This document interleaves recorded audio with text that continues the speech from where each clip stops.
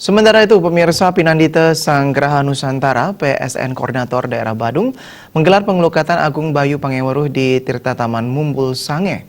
Diharapkan dengan prosesi ini, maksud kami, kesucian, kedamaian, keseimbangan skala niskala Buana Agung Buana Alit dapat terwujud.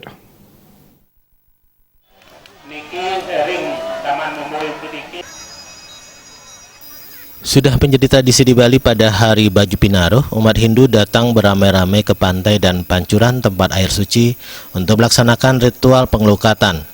Banyu Pinaruh itu adalah pengeruh, yaitu air ilmu pengetahuan berupa tirta sanjiwani yang tercipta dari hasil yoga para wiku.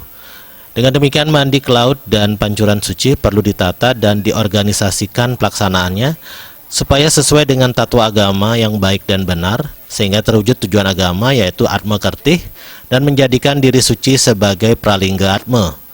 Pengelukatan Agung Banyu Pangeweruh dipuput oleh 5 sulinggih yaitu Ida Pedanda Gede Ketut Putra Timbul, Ida Pandita Empu Nabe Putra Swadiaya Parama Santika, Ida Pandita Empu Wija Karmaniasa, Ida Pandita Empu Agni Dharma Jati Biru Daksa, dan Sira Empu Gede Jangga Dharma Putra.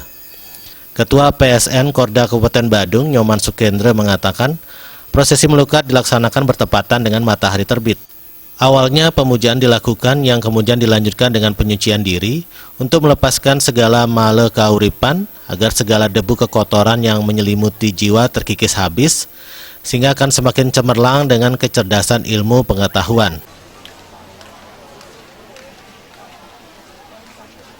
Kita tradisikan ke depan dengan anak-anak kita, transformasikan tradisi spiritual ini sehingga ke depan tradisi pengelukatan Agung Banyu Pangeweruh ini akan terjadi terus-menerus sehingga penyucian terhadap umat Hindu akan terjadi setelah Angga Sariro ini suci.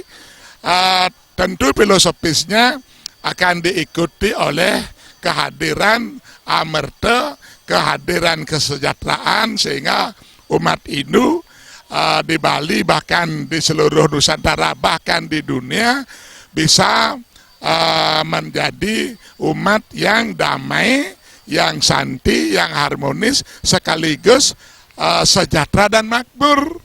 Dengan melakukan pengelukatan Agung Banyu Pangeweruh yang benar sesuai dengan filosofi agama, tujuan berniatnya demi terciptanya kesucian, kedamaian, keseimbangan, keharmonisan, kesejahteraan, dan kemakmuran skala niskala Buana Agung Buana Alit dapat terwujud.